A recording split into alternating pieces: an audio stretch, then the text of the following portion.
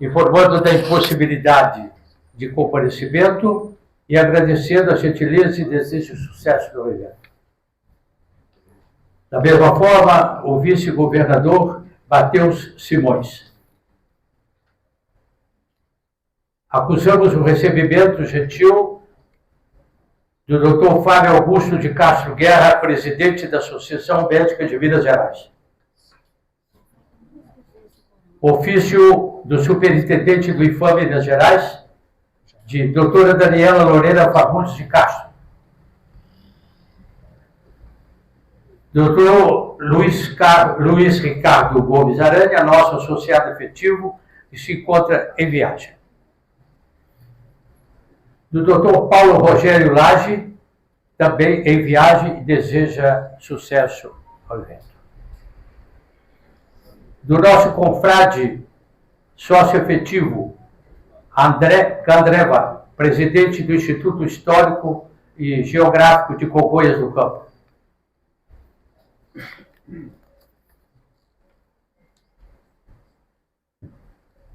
De Célia Cristina Iglesia Ramos, superintendente de bibliotecas, museus, economia e criatividade.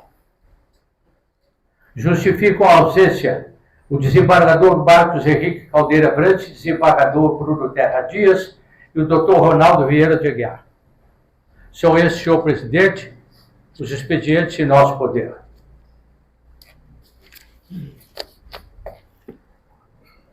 Senhoras e senhores, no dia de hoje, o Instituto Histórico e Geográfico de Minas Gerais tem a honra de outorgar a medalha Israel Pinheiro a personalidades e instituições que tiveram o nome aprovado por unanimidade pelo Conselho da Medalha, em reunião realizada no último dia 4 de outubro.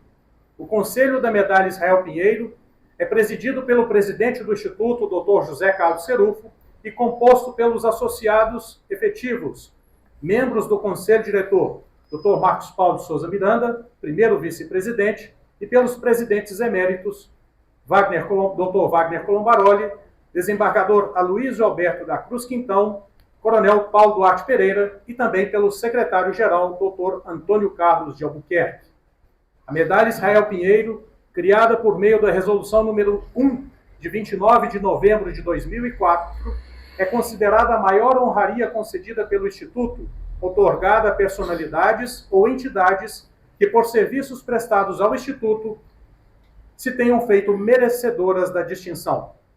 A comenda também homenageia, em seu nome, a figura do grande benfeitor desta casa, o governador Israel Pinheiro, saudoso presidente de honra, que é filho do fundador e patrono maior do Instituto, o presidente João Pinheiro da Silva. A condecoração que iniciaremos neste momento será realizada de forma coletiva em 2 grupos de 5 agraciados, chamados por ordem alfabética. Para o ato de outorga da medalha Israel Pinheiro 2023, convidamos para se posicionarem à frente da mesa de honra o presidente do Instituto Histórico e Geográfico de Minas Gerais, Dr. José Carlos Serufo, o primeiro vice-presidente, Dr. Marcos Paulo de Souza Miranda, e o presidente emérito, desembargador Aloysio Alberto da Cruz Quintão. Bom dia a todos aqui presentes. Eu gostaria de fazer um bom dia especial aos integrantes da mesa de trabalho e saudar todos vocês na figura do Dr. Carlos Serufo, presidente do nosso Instituto Histórico e Geográfico de Minas Gerais. Queria também dar um bom dia especial ao Dr. Antônio Carlos Albuquerque, secretário-geral do Instituto, que gentilmente me convidou a proferir algumas palavras em nome dos meus colegas homenageados. E assim sendo, antes de começar, eu gostaria de pedir, então, permissão aos colegas homenageados para representá-los, espero bem representá-los, e dizer algumas palavras em retribuição pela insígnia que recebemos hoje. Bom, é uma alegria muito grande estar aqui hoje, nesta manhã, nessa Casa Centenário, também conhecida como a Casa de João Pinheiro, que ao longo de 116 anos de existência se dedica a preservar, produzir e divulgar os registros históricos do nosso querido estado, as Minas Gerais. A Casa de João Pinheiro ela é especial não apenas por preservar o nosso patrimônio cultural, mas também porque ela é o ponto de encontro tangível de duas trajetórias, pessoais e históricas, de dois mineiros de sobrenome Pinheiro, João e Israel, pai e filho. Emília Viotti da Costa, saudosa historiadora e professora brasileira, assim nos diz: um povo sem memória é um povo sem história, e um povo sem história está fadado a cometer no presente e no futuro os mesmos erros do passado. É intrínseco ao ser humano a necessidade praticamente inata de saber sobre si, sobre seus antepassados, sobre sua comunidade, sobre sua história. Nossa vida em sociedade é codificada por costumes e comportamentos que, quando observados com uma lupa, são entendidos como bens culturais de um povo. Esses mesmos costumes e comportamentos, se devidamente registrados e preservados, se transformam em memória e identidade históricas, e assim como no piscar de olhos, se convertem em herança, em patrimônio. Esse patrimônio material e imaterial é então passado de geração em geração, molda pessoas e, consequentemente, esculpe a humanidade. Nos permite compreender a história, nos faz reconectar em qualquer tempo com as nossas raízes. E, inspirada por Emília Viotti, eu, Carolina, reforçaria positivamente que o patrimônio cultural, quando bem cuidado, pode nos levar a acertos memoráveis. Eu quero, então, ao final deste primeiro tempo de discurso, honrar e agradecer as pessoas que construíram e constroem o Instituto Histórico e Geográfico de Minas Gerais. Vocês são fiéis depositários dos elementos culturais do povo mineiro, preservam e valorizam nossa herança. Mantém viva a nossa identidade, seja ambiental, paisagística, paleontológica, cultural, arqueológica, histórica, artística, arquitetônica e, por que não, afetiva. Fazer conhecer a história e tudo que a envolve é um ato de construção da cidadania. Então, agora, no segundo e último tempo da minha fala, eu gostaria de voltar o olhar para a família Pinheiro, pai e filho.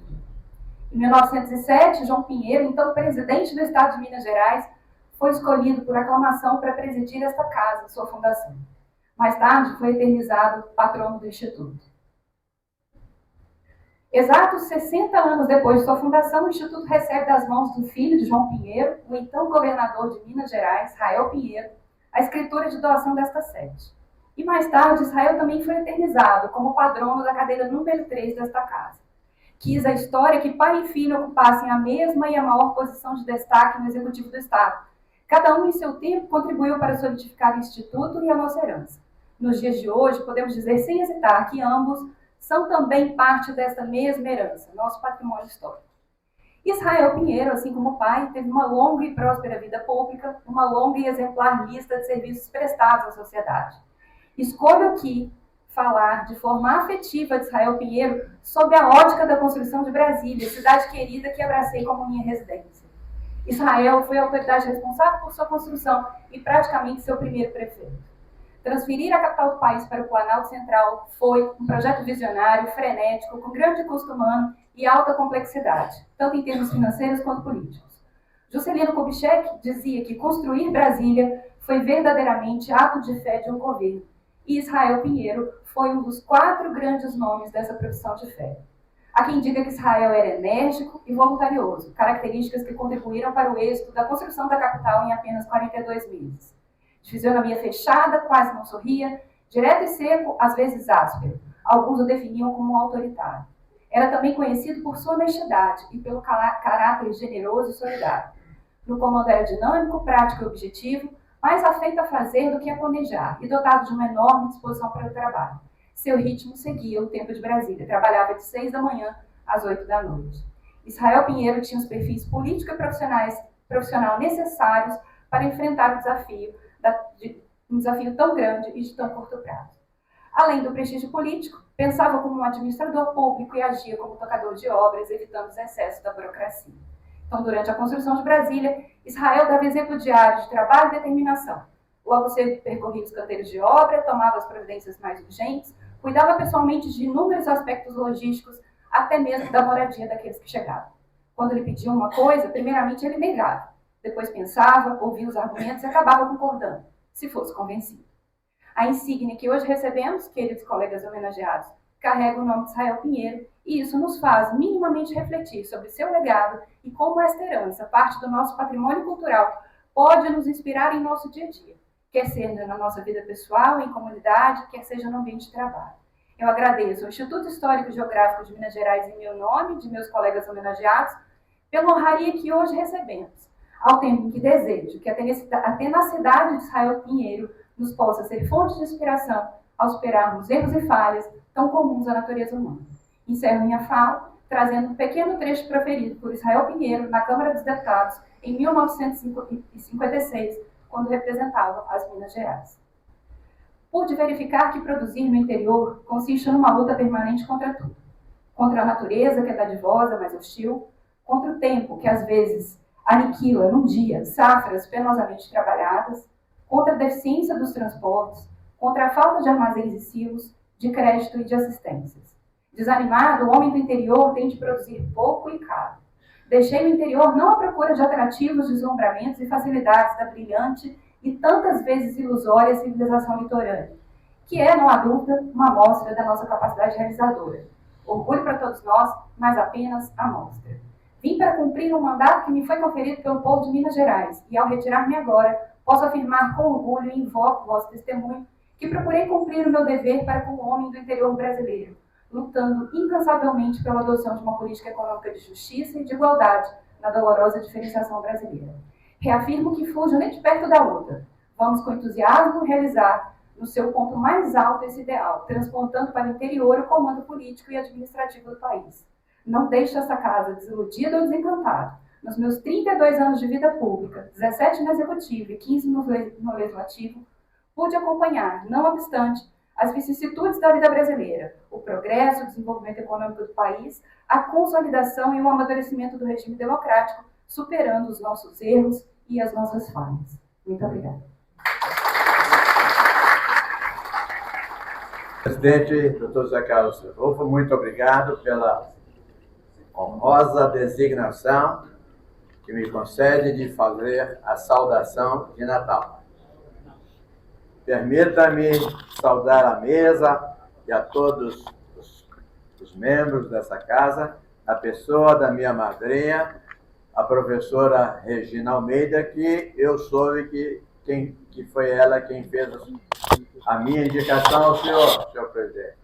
Se não fosse ela, dificilmente eu estaria aqui. Infeliz seria por toda a minha vida se eu esquecesse, senhor presidente, de fazer uma saudação ao coral Crescere, especialmente nas pessoas de dois amigos que estão ali, o Mariano e o Maurício Roberto, ex-caracenses, que nos trouxeram momentos de tanta sonoridade, de tanta beleza, um momento carinhosamente escolhido e preparado pelo nosso secretário, Dr. Antônio Carlos. Maurício e Mariano, parabéns, vocês trouxeram à minha memória tantas lembranças daquele tempo que a gente sabia latim, e latim clássico. Eu vi vocês falando Maion. Parabéns. E vamos lá. O que aconteceu naqueles dias? Que saiu um decreto de César Augusto, ordenando o recenseamento de todo o Império Romano. César Augusto, filho de Caio Otávio e de Ácia, sobrinha de Júlio César, chamava-se Otaviano antes de se declarar divino. Tinha 19 anos quando seu tio-avô materno, Júlio César, autor de De Bello Gallico, sobre suas conquistas na Gália, sucumbiu assassinado a facadas no Senado. Os senadores acusaram-no de ambição e traição, de tramar contra a República para coroar-se primeiro imperador de Roma. Mais tarde, após derrotar os adversários, um deles, o general Marco Antônio, amante de Cleópatra, rainha do Egito, Otaviano tomou para si os sonhos de poder do tio.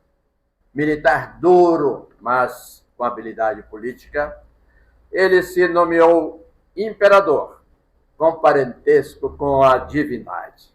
Mudou seu nome para César Augusto, disciplinou e fez seu exército imbatível, reconstruiu a cidade de Roma com prédios de mármore e expandiu os domínios de Roma por todo o orbe.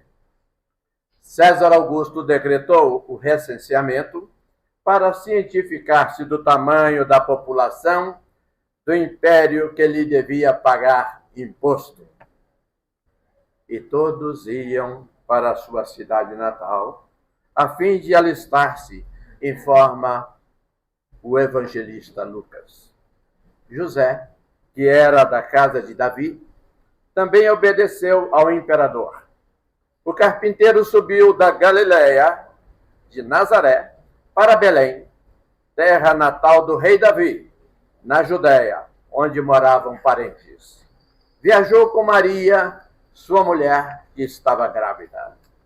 A tradição cristã diz que José cuidou de dar algum conforto para Maria.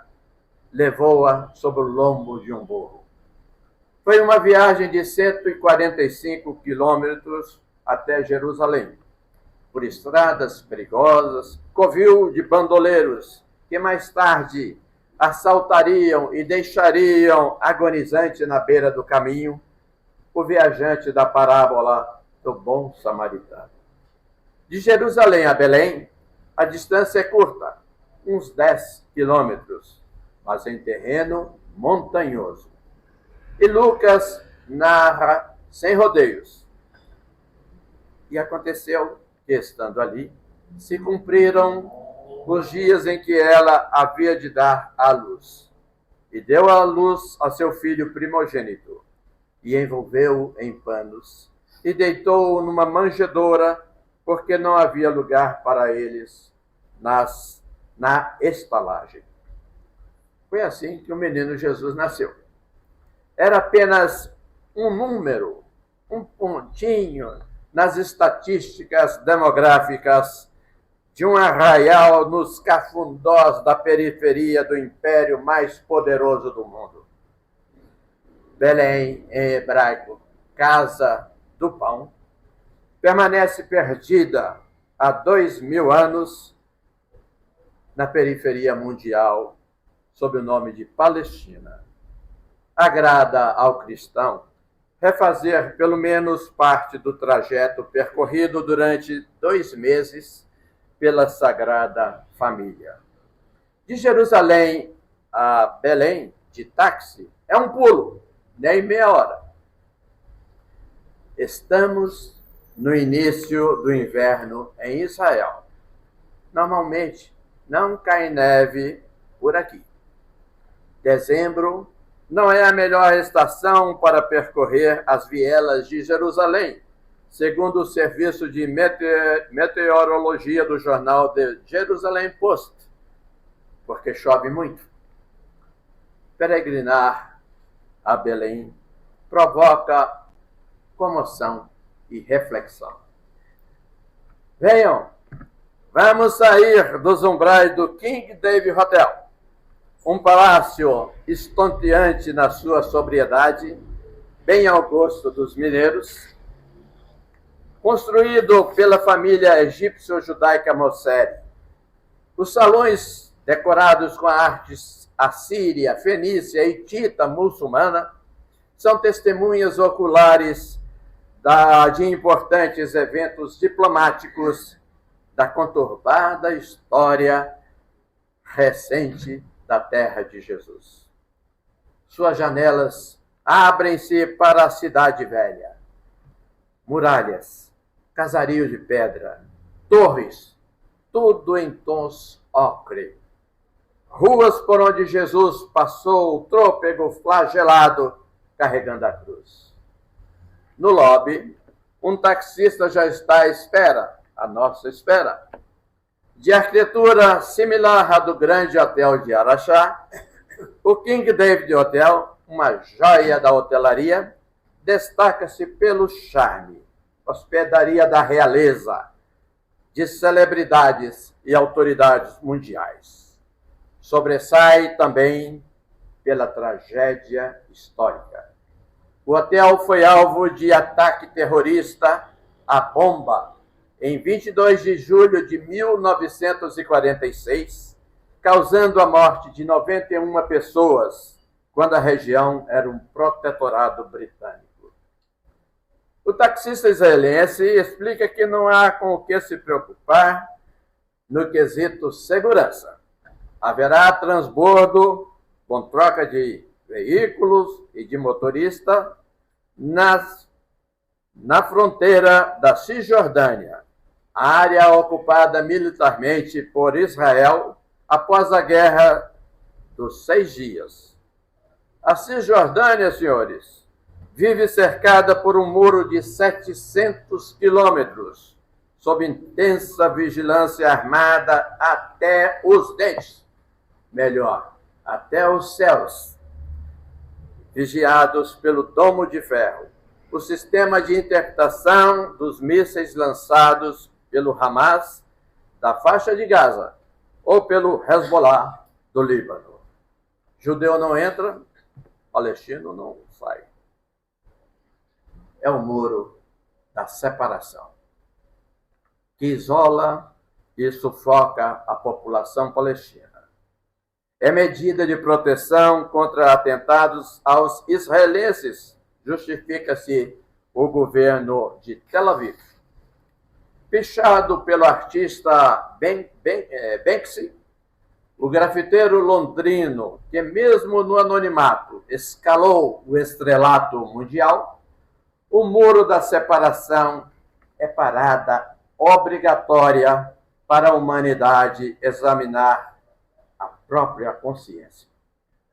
O paredão lembra-nos os muros do racismo, do apartheid, da ignorância, da intolerância, do gueto de Varsóvia, onde Hitler confinou os judeus na Segunda Guerra Mundial, o Holocausto. Recorda-nos o Muro de Berlim, que os soviéticos construíram na Guerra Fria. O Muro do México, com 3.100 quilômetros de extensão, levantado a partir de 1991 pelos americanos para conter a migração aos Estados Unidos. O motorista israelense mantém parceria com um taxista palestino. A combinação entre eles cintila como um raio de sol no céu nublado, um raio de sol repentino naquele céu nebuloso da Galileia. É uma esperança de entendimento, de paz, de fraternidade. Sentimentos que avançam em nossos corações quando nos ajoelhamos na Basílica da Natividade. A Igreja da Natividade acolhe a gruta onde Jesus teria nascido. Uma estrela de 14 pontos, como a luz que guiou os 6 magos, aponta para o berço daquele pequenino súdito de César Augusto, que mudaria a história humana, sem um golpe de espada, sem disparar uma flecha, um tiro sequer. Um visionário que desprezou a lógica das armas, que pregou o amor, amar ao próximo como a ti mesmo, o perdão ilimitado para a mulher pecadora, até mesmo para os caluniadores, perseguidores e assassinos. Pregou a simplicidade, ser leve como criança e solto como passarinho, vestir-se como os lírios do campo, ter fé, ela remove montanhas. Ensinou oração ao Pai Nosso que está nos céus. Exaltou os pés dos que anunciam a paz.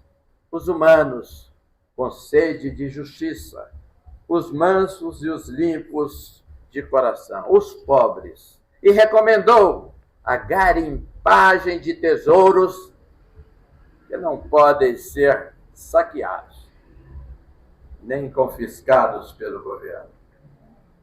Ninguém interpretou melhor Jesus que o italiano Giovanni di Pietro di Bernardone, o Francisco de Assis.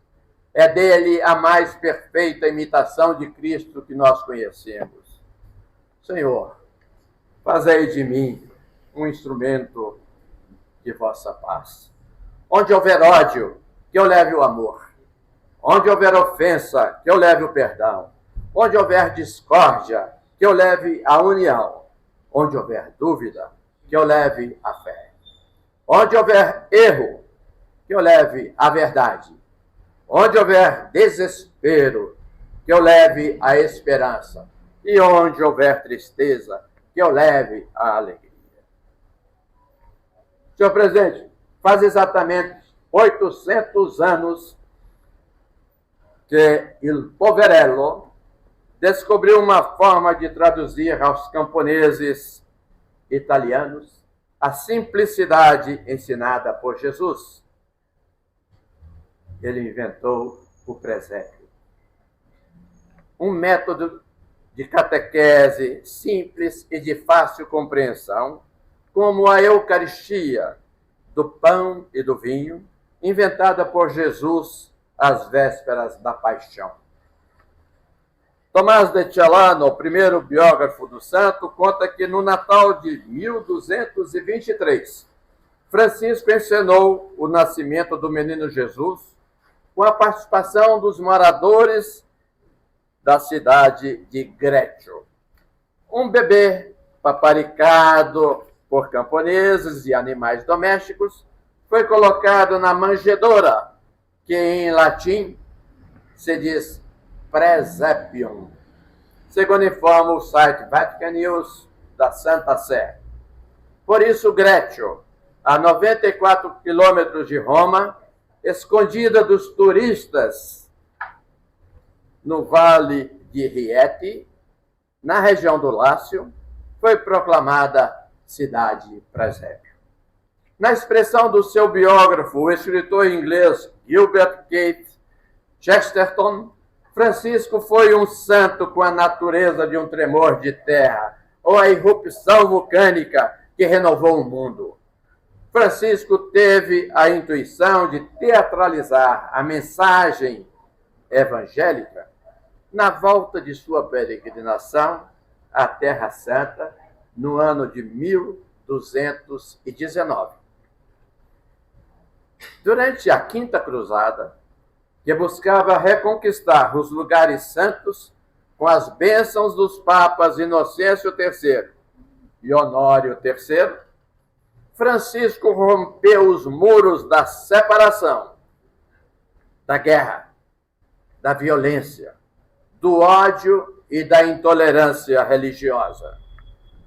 Praticou aquele ainda hoje considerado o mais arrojado gesto de paz na história do diálogo entre o cristianismo e o islamismo, no texto de meu amigo Silvanei José Protz, da Rádio Vaticano.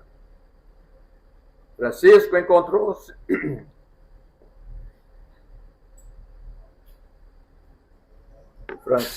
encontrou-se com o sultão Malik Al-Kamel, no porto de Damietta, 200 quilômetros ao norte do Cairo. Sobrinho de Nasser Saladuddin Yusuf ibn Ayyub, aquele chefe militar saladino que liderou as forças árabes contra os cruzados, o sultão Malik Al-Kamel ignorou os conselhos de seus sábios e acolheu Francisco.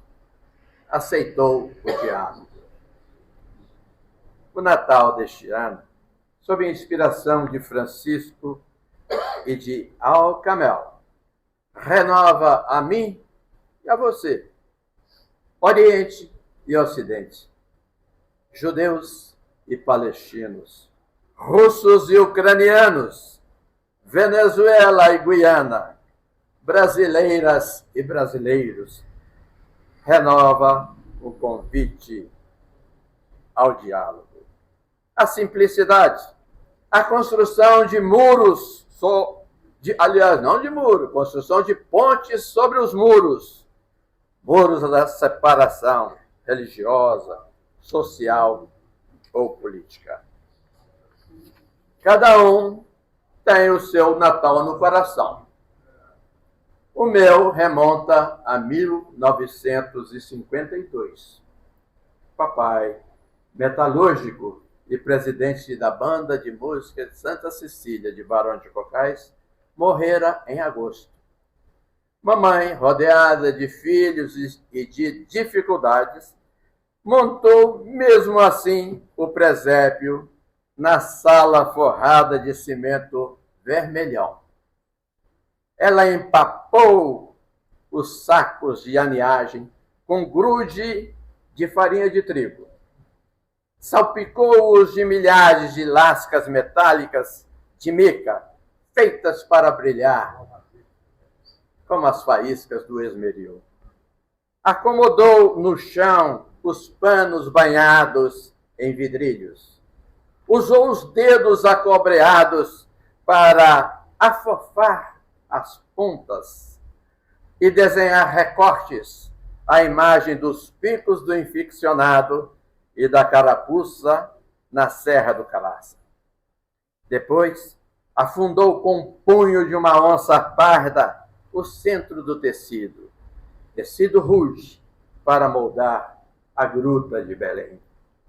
Enfeitou o cenário com musgos catados no quintal, serragem da serraria e areia branca trazida das lavras da Lagoa das Antas. No alto, 2 anjinhos estendiam de lado a lado uma faixa escrita em latim: Gloria in excelsis Deo. No final, mamãe retirou da canastra as imagens de Nossa Senhora e de São José. Os 3 reis magos, Melchior, Gaspar e Baltazar. O burrinho, a ovelha, o boi, um galo carijó e eu acho uma galinha garnizé, que batia as asas para botar ovos de plástico amarelo. As personagens saltaram do seu esconderijo anual para se posicionarem junto à manjedoura. Elas tinham permanecido exiladas no baú durante o ano inteiro, proibidas aos olhos infantis como os gibis da rapaziada. E elas estavam à espera do relógio da matriz de São João Batista de Morro Grande, das meia-noite, em 24 de dezembro, quando o menino Jesus, o último a entrar no palco da minha memória, ocupava seu lugar, folgadão, de olhos bem abertos, perninhas cruzadas. Mamãe, então, entregou-me o melhor presente de Natal de toda a minha vida: um pedaço de pão com queijo.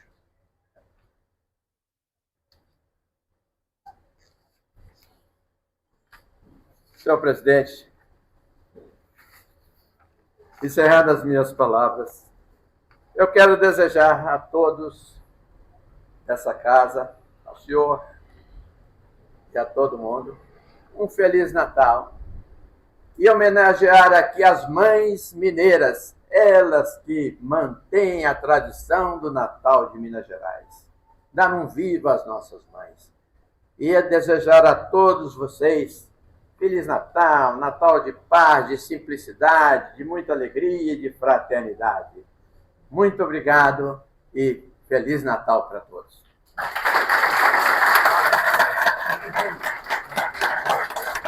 Ação de Natal e conselheira do Instituto Histórico e Geográfico de Minas Gerais, professora Regina Almeida, titular da cadeira 95, que tem como patrono Antônio Olimpo dos Santos Pires, para fazer a oração de Natal.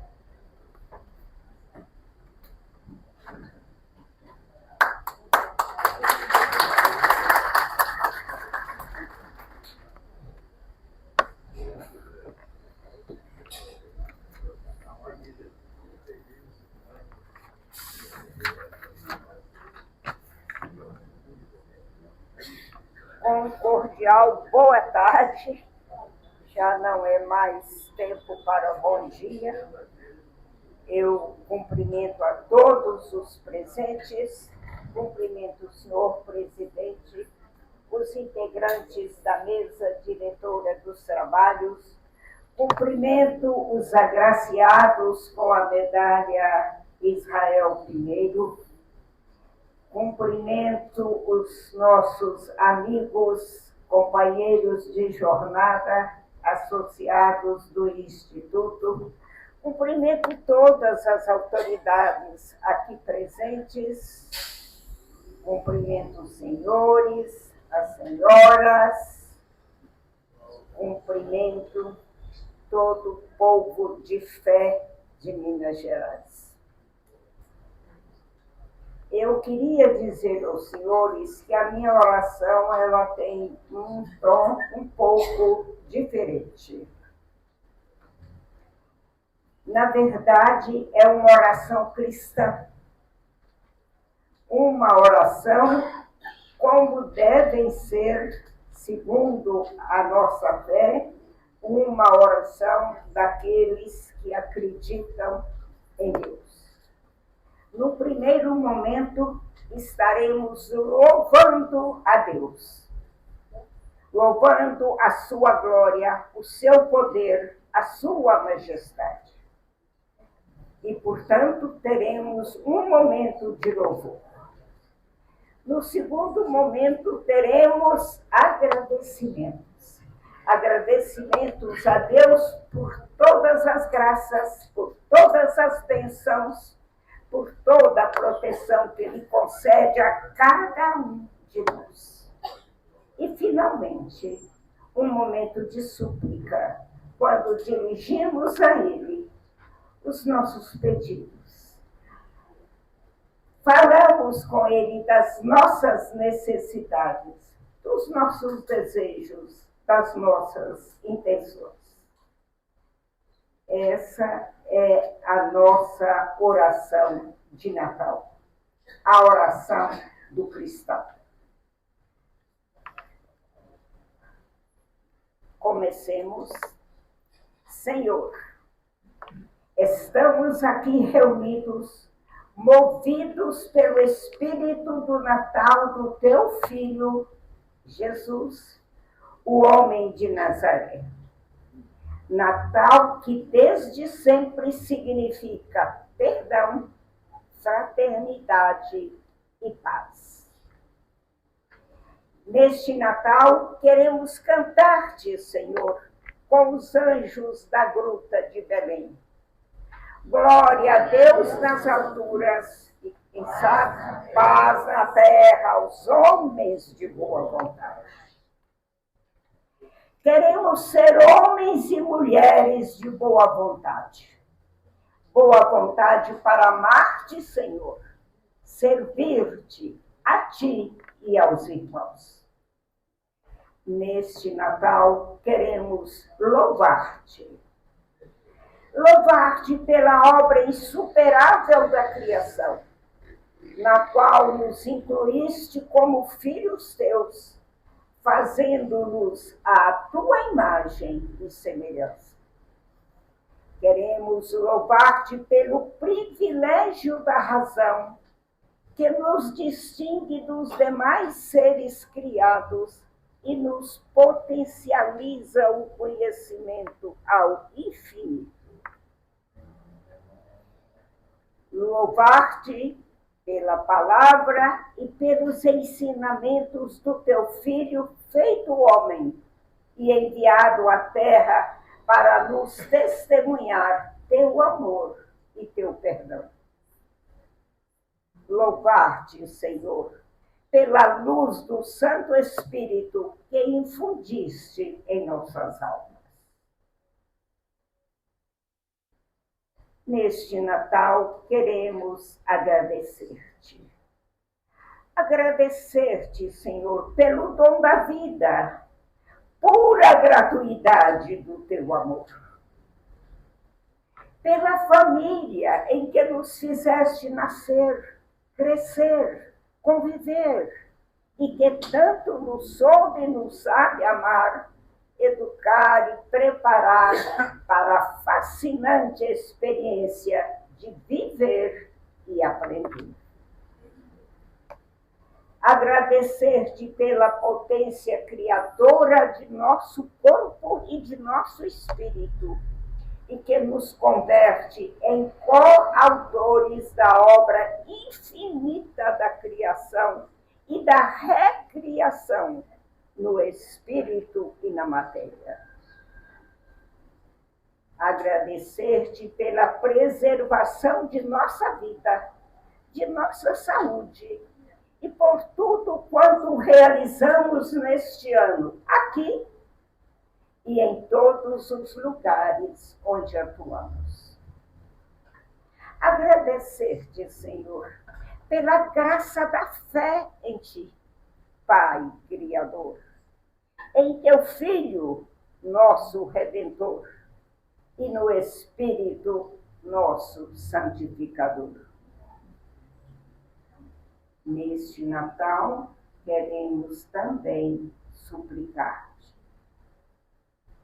Suplicar-te paz para o nosso mundo sofrido, envolto em odiosas guerras fratricidas. Fortalecimento da nossa capacidade de entender e atender, de amar e perdoar, de ouvir e servir.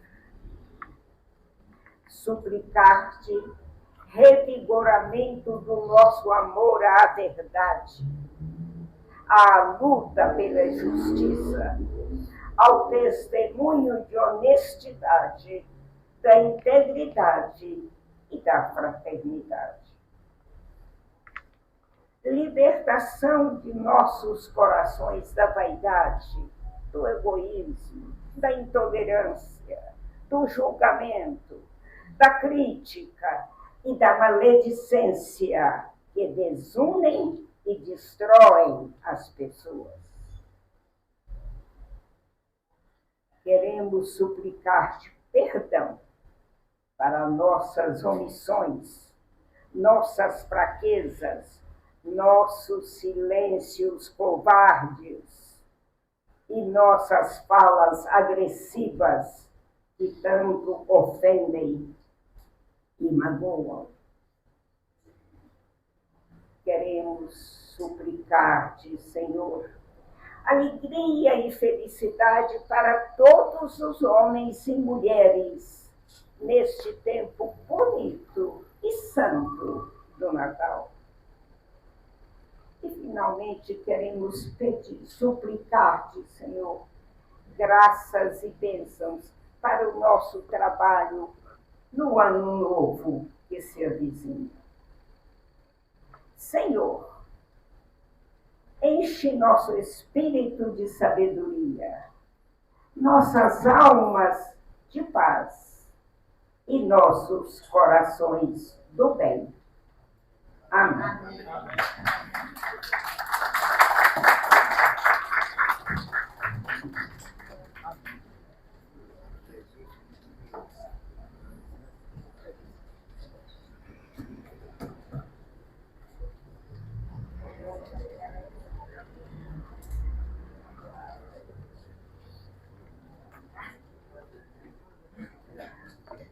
Dizendo amém, repetindo amém, agradecemos a nossa madrinha, professora Regina, pela oração de Natal nesta celebração da Casa de João Pinheiro.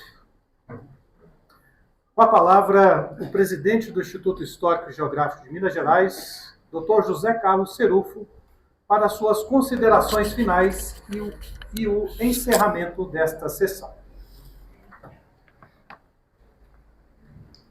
A história desse instituto foi muito bem resumida pela doutora Carolina Barros, de forma que eu deixarei aqui uma folha para trás. Obrigado pelo resumo. Hoje é a 40ª reunião solene dessa gestão que se iniciou em 15 de agosto de 2022. A cada reunião, homenageamos um ex-presidente dessa nossa galeria, Mas hoje nossa homenagem é especial. Vai além deste mundo. Eu lembro parte do texto Compras de Natal, escrito por Cecília Meirelles. Presente é presente, isto é, um objeto extremamente raro e caro que não sirva a bem dizer para coisa alguma. São as cestinhas forradas de seda, as caixas transparentes, os estojos, os papéis de embrulho com desenhos inesperados, os barbantes, atilos, fitas, o que na verdade oferecemos aos parentes e amigos. Pagamos por essa graça delicada da ilusão, e logo tudo se esvai, por entre sorrisos e alegrias. Durável, apenas um meninozinho, nas suas palhas, a olhar para este mundo. De Cecília Meirelles. Eu dedico este momento ao revivecer da memória desse meninozinho que disse: sei onde vim, sei de onde vim e para onde vou, todavia vós não sabeis. João 8,14. Sua imagem encontra-se iluminada num facho de luz infindo na mente de cada um. Eu passo a palavra ao Marcelo Miranda Guimarães, esse augusto rabino messiânico, para sua mensagem de Natal em nome deste presidente.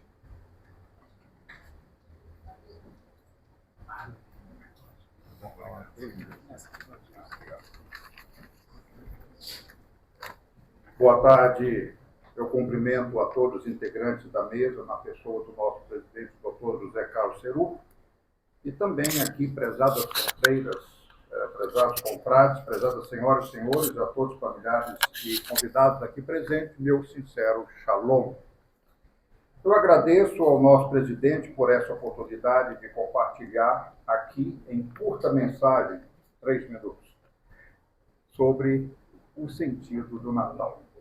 Eu vejo, porém, que o Instituto Histórico não é só guardião de nossa história e geografia, coligindo, arquivando, preservando dados e informações, mas, sobretudo, como um instrumento de formação de uma identidade cultural, social, política de nosso Estado. Ou seja, podemos aprender e construir a nossa história e assim colaborar para a construção de uma sociedade mais justa e promissora, alicerçada nos valores e virtudes que motivam o nosso povo. Sem dúvida, a missão desta egrégia casa se realiza através de seu ilustre e altamente qualificado corpo de associados. Porém, há uma história da qual temos a liberdade de sermos também os guardiões. A história de Jesus, uma das mais ricas, sábias e fabulosas do mundo.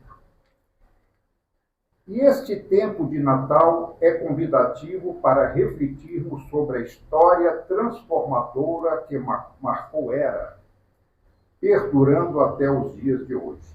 A história de Jesus e de sua mensagem transforma vidas, apregoando a sabedoria, a paz, o amor entre povos.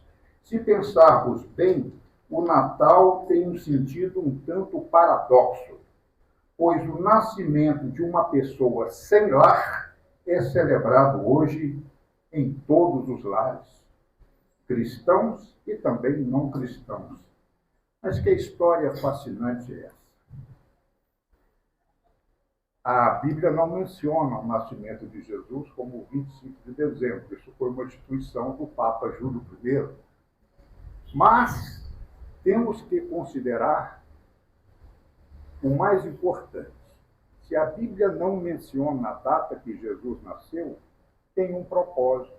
E eu creio que esse propósito e razão não estariam só na data do nascimento do Messias, mas sim na sua morte. Uma vez que o menino Jesus A história dele é linda, o natalício dele deve ser celebrado e lembrado, mas essa não foi a missão dele nascer. A missão dele foi morrer. E aí eu encerro dizendo o seguinte: não é importante somente conhecer a história do nascimento de Jesus, mas sim o Jesus da história. Quem foi ele? O que ele ensinou? O que ele fez por nós em sua primeira vinda? Nós, messianos, cremos que ele voltará à sua segunda vinda. Conhecer a pessoa de um Jesus adulto, maduro, seu empenho de vida, sua opção pela obediência ao Pai, sua submissão a Ele até o sacrifício final, fazem toda a diferença. Esse Jesus, Filho de Deus, que morreu na cruz, levando sobre si toda a raiz do pecado, toda a iniquidade da humanidade, e é quem trouxe ao mundo a redenção, a salvação e o resgate eterno. Porém, esta salvação, ressalta-se, não é algo automático, mas deve estar disponível a todos aqueles que crerem e desejam experimentar a verdade e o poder de seus ensinamentos, seguindo os seus passos e conquistando o seu reino vindouro. Finalmente, por ocasião dessa festividade, tomemos posse dessa maravilhosa história de Jesus, que continua salvando vidas, transformando lares, edificando famílias por meio de sua mensagem de paz, amor, tolerância e perdão. Digamos não à tristeza e à solidão, mas digamos sim à alegria e à comunhão, não se esquecendo do ato sublime de dar, doar. O apóstolo João disse: porque Deus amou o mundo de tal maneira que deu seu Filho unigênito para aquele que todo nele crê não pereça, mas tenha a vida eterna. Porque Deus enviou o seu Filho ao mundo, não para que ele julgasse o mundo, mas para que o mundo fosse salvo por ele. E é neste contexto que desejamos a todos um Feliz Natal e um próspero ano de 2024, repleto de bênçãos. Que o Deus de Israel abençoe ricamente o Instituto Histórico, seus membros, seus familiares, a todos aqui presentes, o nosso Estado de Minas Gerais e o nosso Brasil.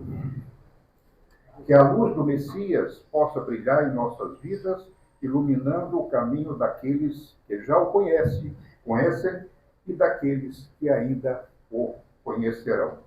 Eu quero tomar liberdade de encerrar essa oração que foi iniciada pela nossa querida doutora Regina Almeida, com a bênção que Deus ordenou na Bíblia, para que abençoasse o povo e as nações. Me permita ler essa bênção, falar essa bênção na própria língua de Jesus. Ivarechecha Adonai veishmerecha, Yae Adonai panavelecha vihulecha. Isa Adonai panavelecha vayasem lecha shalom. Que Deus te abençoe e te guarde, e que Ele faça resplandecer sobre ti o seu rosto, e tenha misericórdia de ti. Que Ele sobre ti levante o seu rosto e te dê a paz. Muito obrigado.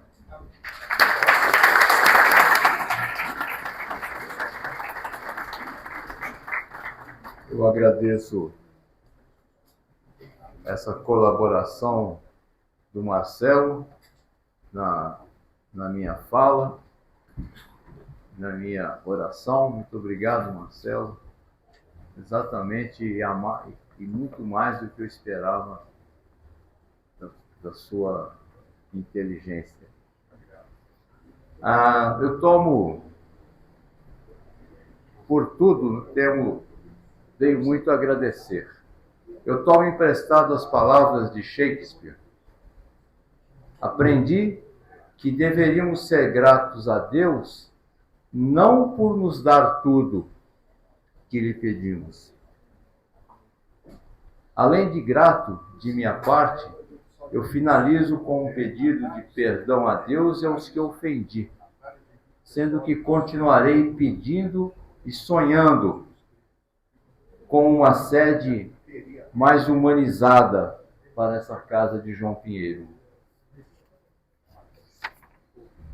Cumprindo esse ritual de posse, carregando as palhas e as manjedouras da existência, no eco de todos os ditos, eu declaro encerrada essa reunião. Ave.